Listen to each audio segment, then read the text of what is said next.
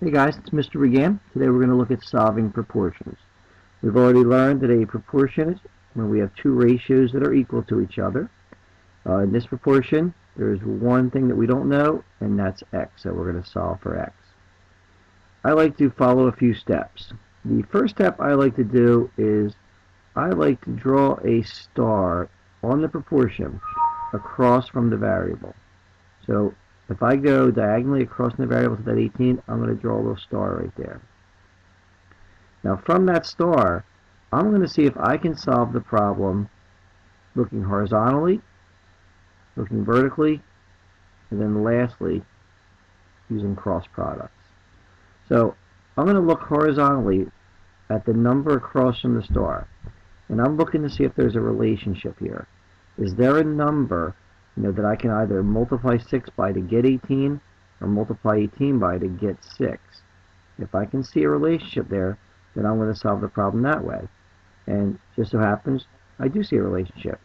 18 divided by 3 equals 6. So since I want to do the same thing on the bottom as I do on the top, same thing to the denominator and the numerator, I'm going to divide 12 by 3 as well. And that will give me my value of x. So 12 divided by 3 is 4. X equals 4 is my solution. Right, that's the first way. The second way, I'm going to still draw that star, but this time I'm looking vertically. So I'm going to be looking at the 18 and the 12 this time. When I look at the 18 and 12, I look to see if there's a number that I can multiply by 18 to get 12,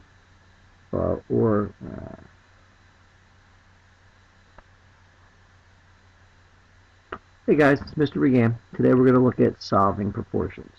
So here we have a proportion, and we've already learned that when we have two ratios that are equal to each other, that's what makes a proportion. In this proportion, there's one thing we don't know, and that happens to be the value for x right here. So we have to solve for that. I like to follow a couple steps. The first step I like to do is I like to draw a star diagonally from the variable. So wherever the variable is, happens to be here in this problem, I go diagonal and I draw a little star right there. Okay. Then I check horizontally. So what I mean by checking horizontally is that number that's got a star next to it, I'm looking horizontally here for a relationship. Is there something I can divide 18 by to get 6? There's something I can multiply 6 by to get 18, and there is. If I divide 18 by 3, I get 6. Whatever I do to the denominator, I must do the numerator. So if I divide 12 by 3, I get 4. Therefore, x must equal 4. So that was looking horizontally. My next move is going to be to look vertically. So now I have my star, but now I'm looking vertically for a relationship between the 18 and the 12. Is there something I can divide 18 by to get 12? Is there something I can multiply 12 by to get 18? It just so happens there is. I don't know if everyone's going to see it right away because it doesn't turn out to be a nice whole number.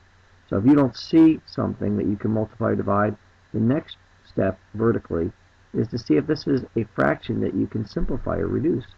And it is, because 6 goes into both of these. So if I divide 18 by 6, I get 3. If I divide 12 by 6, I get 2. So now 12 over 18 is the same as 2 over 3. Now I can look back horizontally like I did before. What can I do to 3 to get 6? Well, I can multiply it by 2. Do the same thing here. Multiply 2 by 2, and I get 4 for the value of x just like I did before. So I checked it vertically. I couldn't see a relationship to multiply or divide, but I could see a relationship where I could simplify this fraction. All right, next.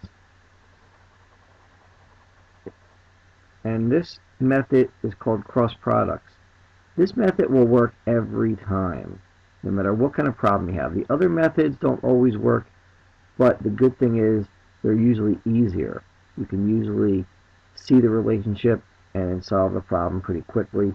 Cross products, you have to do some multiplying and some dividing, and you're solving an equation, and there's a few extra steps. It takes a little bit longer, but it works for every problem. Great for the proportion problems where you just don't see any relationship. So cross product simply means that. We're going to multiply across. So if I were multiplying across 18 times x, I would get 18x equals, multiply across this way, 6 times 12 is 72. Right, now when I solve equations, we've already learned inverse operations. So 18 times x, I'm going to divide each side by 18. 18 over 18 is 1x. 72 divided by 18 is 4. And I get the same answer once again, but a different way to go about it. So star across from the variable, check for a horizontal relationship, check for a vertical relationship, and then last, if neither of those work, try cross products. All right, now here's a few problems for you to try. So you might want to hit pause, give these problems a shot, and then come back, hit play, and I'll go over how to do each of these problems. Good luck. All right, we're back. So first thing, remember, across from the variable, I'm going to put a star. I'm checking horizontally for relationship. Oh, I see one. If I multiply 6 by 4, I get 24.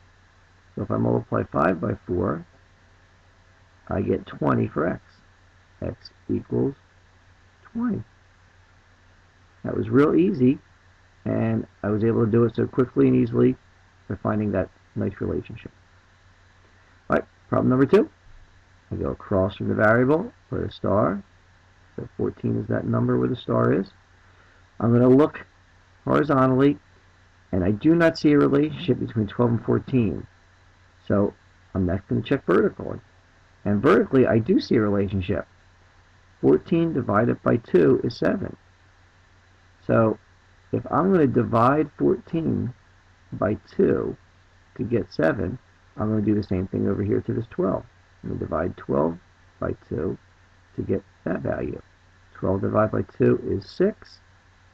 X equals 6. Now, if you didn't happen to notice that relationship, but you thought of reducing this fraction, 7 over 14, I can divide 7 by 7 and get 1. I divide 14 by 7 and get 2. I get a fraction 1/2. And then I can see horizontally, 2 times 6 is 12. 1 times 6 would be my value for x, and 1 times 6 is 6. So I get the answer, x equals 6 either way. All right, third problem. I'm going to put my star diagonal from the variable. I'm going to look horizontally.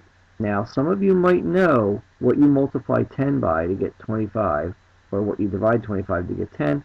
I'm going to guess, though, that most of you aren't going to know that because it doesn't come out to the whole number. If you do know it, great, go with it. If you don't know it, then you're going to check vertically. 25 and 20, I don't see a relationship there, but I do see a fraction that can be reduced. 5 goes into 20 and 25. So if I divide by 5, I get a 5. If I divide 20 by 5, I get a 4. Now I can look horizontally.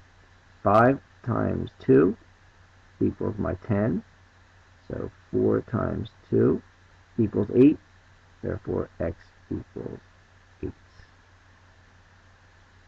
All right, last problem. There's my variable, diagonal across, put my star. And it doesn't matter where the variable is. Look, in problem 1, the variable is up here. Problem 2, it was over here. Problem 3, same spot. And then problem 4, it was down here. But I'm always going diagonal and putting my star to start off. All right, horizontally, I don't see a relationship there. Some of you might know it. Most of you won't. Because, like I said, it doesn't come out to a whole number. Look vertically, don't see a relationship between 8 and 9. And this is already simplified. So if horizontal doesn't work, vertical doesn't work, then cross products is where I'm going to go. So 8 times x, 8x. 9 times 20, 180. Solving. This is 8 times x, inverse operations, divide by 8, divide by 8. 8 divided by 8 is 1x. 8 divided by 180, and this is where you'll probably have a calculator to use this, but if you don't, say 8 goes into 18 twice, 2 left over, 8 goes into 20 twice, 4 left over, and 8 goes into 45 times, 22.5. X equals 22.5, and it's okay to get a decimal. That will happen occasionally on some of these problems, especially the more challenging ones. So to recap, when we're solving proportions, star diagonal from the variable, check for a horizontal relationship, check for a vertical relationship, and then if neither of those work, you can always do cross products. Takes a little extra work, and you might need a calculator, but you can get the answer to any problem with cross products. All right, thank you guys. Good luck with solving proportions.